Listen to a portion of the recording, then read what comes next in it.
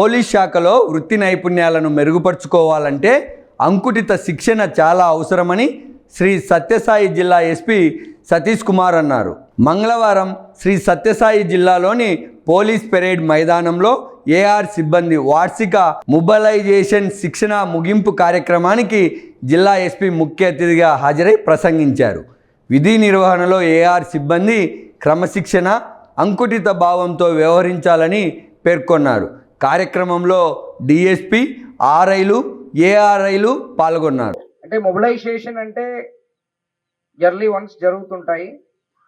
So దీంట్లో mobilisation purpose ఏంటన్నది మనం అర్థం చేసుకోవాలి.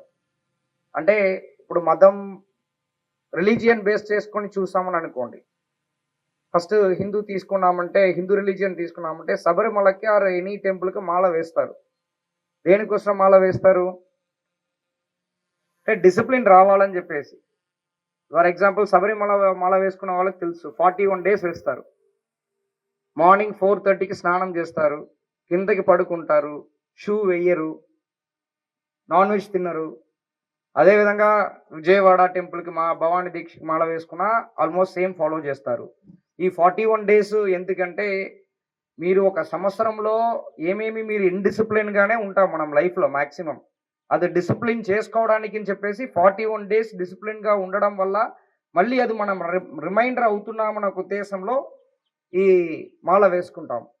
అదేవిధంగా అప్పుడు మీరు హజ్ యాత్ర వెళ్తారు, మెక్కా వెళ్తారు, ముస్లిం రిలీజియన్ చెందిన వాళ్ళు. అదే వాళ్ళు ఆ పీరియడ్లో కూడా చాలా డిసిప్లిన్డ్గా, రిలీజియస్గా ఉంటారు. అదేవిధంగా ఒకవేళ ఈ క్రిస్టియన్స్ కూడా వాళ్ళు ఒకవేళ అబ్రాడ్ కొన్ని చర్చెస్ వెళ్తుంటారు, తమిళనాడులో వేలాంకణి వెళ్తుంటారు, కొన్ని వాళ్ళకి ఇష్టమైన ప్లేసెస్ వెళ్తున్నప్పుడు లాస్ట్ 1 week చాలా ఒక రిలీజియస్గా, డిసిప్లిన్గా ఉంటారు. ఆల్మోస్ట్ మొబిలైజేషన్ కూడా అంతే. మీరు మర్చిపోతున్న డిసిప్లిన్ని ఒకసారి మళ్ళీ మీకు రిమైండర్ ఇవ్వడానికి మీరు అలా ఎంటైర్ ఇయర్ డల్ అయిపోతుంటారు. అంటే రొటీన్ డ్యూటీస్లో డల్ అయిపోతుంటారు. దాని నుంచి కొన్ని బయటకు వచ్చేసి మీకు మళ్ళీ ఒక ఈ బేసిక్స్ని ఒకసారి మీకు గుర్తింపు చేయడానికి వస్తున్నామని చెప్పేసి ఈ మొబిలైజేషన్ చెప్పేసి అనుకోవచ్చు. ఈవెన్ మీరు ఫైరింగ్ కూడా రార్లీ ఎప్పుడో ఫైరింగ్ చేస్తారు. అది ఎక్స్ట్రీమిస్ట్ ఆ ఇష్యూ కంప్లీట్ అయిన తర్వాత ఫైరింగ్ కూడా మనం చాలా మర్చిపోయాం. సో అది కూడా ఒక్కసారి మీరు వెపన్ అనేది ఏంటి, వెపన్ మనం ఫైరింగ్ అనేది బేసిక్ సేఫ్టీ డ్రిల్స్ ఇదన్నీ కూడా ఒక్కసారి రివైజ్ చేసుకోవడానికి కోసము ఈ ఫైరింగ్ అనేది కూడా మనం చేసుకోవడం జరిగింది. అది కాకుండా బేసిక్ సివిల్ పోలీసింగ్లో కొంచెం మనం ప్రతిరోజు ఏమేమి చూస్తున్నాము, లా అండ్ ఆర్డర్ డ్యూటీస్ వెళ్ళొచ్చు, ఎస్కాట్ వెళ్ళొచ్చు, మీ ముద్దాయిని తీసుకుని వెళ్తున్నప్పుడు ముద్దాయి ఎలాంటి ఏ క్యారెక్టర్లో ఉంటారు, తర్వాత మీకు లైఫ్లో కావాల్సిన బెనిఫిట్స్ ఏంటి, ఇదన్నీ కూడా ఒక రిమైండర్ ఇవ్వడానికి కోసం. అది కాకుండా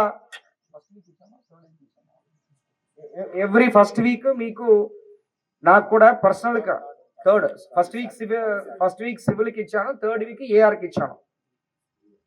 అంటే జనరల్గా మనము దర్బార్ని పెడతారు, దర్బార్ పెట్టినప్పుడు మీకు వచ్చి పర్సనల్గా మాట్లాడడానికి స్కోప్ ఉండదు. మీకు అంటే ఇష్యూస్ని మీరు పర్సనల్గా మాట్లాడాలనే ఉద్దేశంతో పాటు థర్డ్ వీక్ ఇచ్చాను. లాస్ట్ థర్డ్ వీక్ కొంతమంది ఇంక్రిమెంట్ బేస్ చేసుకొని వచ్చి కొంతమంది కలిసారు, వేరెవరు రావట్లేదు. మేబీ మొబిలైజేషన్లో మీరు కొంతమంది ఉండడం వల్ల అని అనుకుంటున్నాను. సో మీకు ఏదైనా ఇష్యూస్ ఉందంటే మీరు ఆ థర్డ్ వీక్ ఎనీ టైం రావచ్చు. బట్ నాకు అదర్ వర్క్స్ చూడడానికి బాగుంటాయి, మీకు కూడా కన్సిస్టెంట్గా ఒక టైమింగ్ అనేది ఉంటాయి. థర్డ్ వీక్ సాటర్డే అంటే మార్నింగ్ అని ఇచ్చాను. సో అదర్ టైమ్స్ ఆల్సో నేను అవైలబుల్ ఉన్నప్పుడు చాలా మంది వచ్చి నైట్ టైం 9:30, 10 వరకు ఉంటాను కాబట్టి 7:30, 8:30 కూడా చూస్తున్నారు. బట్ అది మీకు డిస్టర్బెన్స్, నాకు డిస్టర్బెన్స్ కాబట్టి ఒక డే అనేది ఇచ్చాము. బట్ ఎనీ టైం మీరు వచ్చేనా చూడొచ్చు. But otherwise third Saturday morning time అనేది మీ అందరికీ ఇవ్వడం జరిగింది.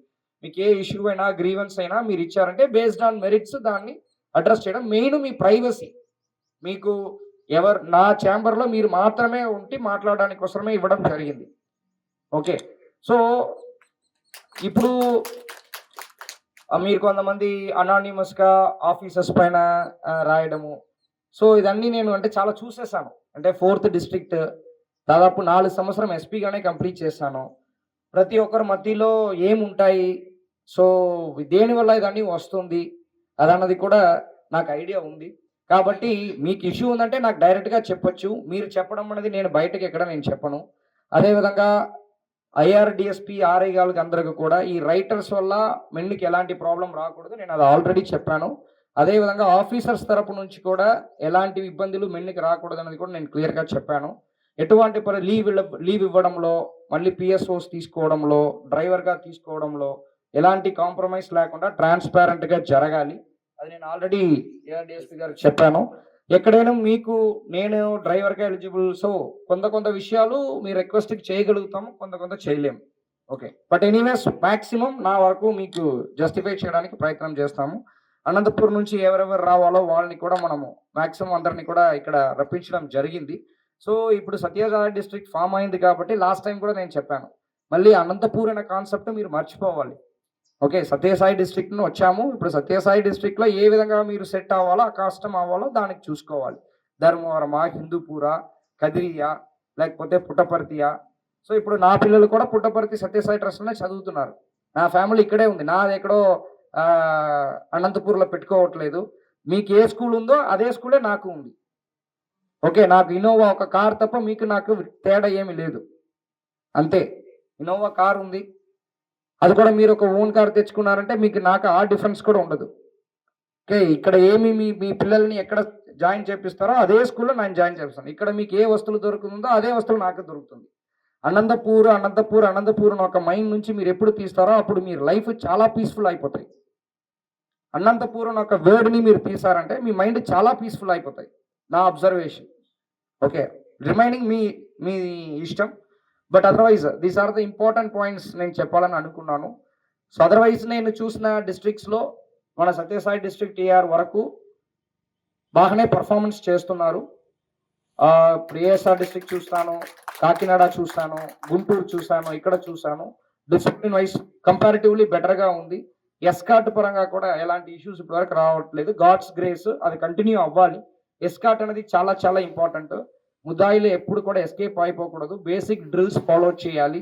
సో మీకు నేను ఆల్రెడీ చెప్పాను, ఏఆర్డిఎస్పీ గారు మళ్ళీ చెప్తున్నాను, ఒకవేళ మన మెన్కి ఎక్కడైనా ఎక్స్పెండిచర్స్ ఉందంటే అది నేను బియర్ చేయడానికి రెడీగా ఉన్నాను.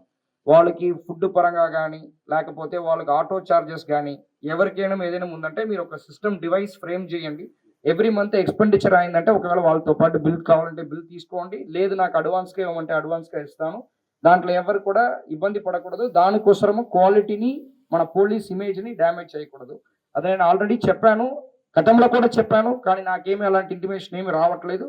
ఒకవేళ మీరు పర్సనల్గా ఒప్పించిన తీసుకున్నప్పుడు రైట్ చేయొచ్చు. అదర్వైజ్ ఏఆర్డిఎస్పీ ఆర్ఐ గారు this is our only duty కాబట్టి మీరు వాళ్ళకి ఎలాంటి చిన్న ఇబ్బందులు ఉన్నా expenditure wise or resources wise అది నా నాలెడ్జ్లో తీసుకుని రావచ్చు. Buying of notebooks, record books, files ఏది కూడా ప్రతి ఒక్క రూపాయలు కూడా నా దగ్గర నుంచి వెళ్ళాలి, కానీ వాళ్ళ చేతి నుంచి ఏమీ పెట్టుకోకూడదు. That is clear cut instructions. నాకు తెలిసి 3 ప్రాబ్లం ఉంది ఏఆర్లో, అది మీరు కొంచెం కరెక్ట్ చేసుకోగలిగారంటే ఇంకా బాగుంటాయన్నది నా ఒక అబ్జర్వేషన్. ఒకటి, డ్రింకింగ్ హ్యాబిట్. నేను ఇప్పుడు వచ్చిన తర్వాత ఇతరుని సస్పెండ్ చేయడం జరిగింది. నాకు drinking it is your personal decision, దాంట్లో నా ఇన్వాల్వ్మెంట్ ఏమీ లేదు, నా ఇన్స్ట్రక్షన్స్ కూడా ఏమీ లేదు. మీరు ఎప్పుడు లీవ్లో ఉన్నారో ఆ టైంలో మీరు ఎప్పుడైనా తాగొచ్చు, దిట్ ఈస్ యువర్ పర్సనల్ రైట్స్. ఒకవేళ కానీ నేను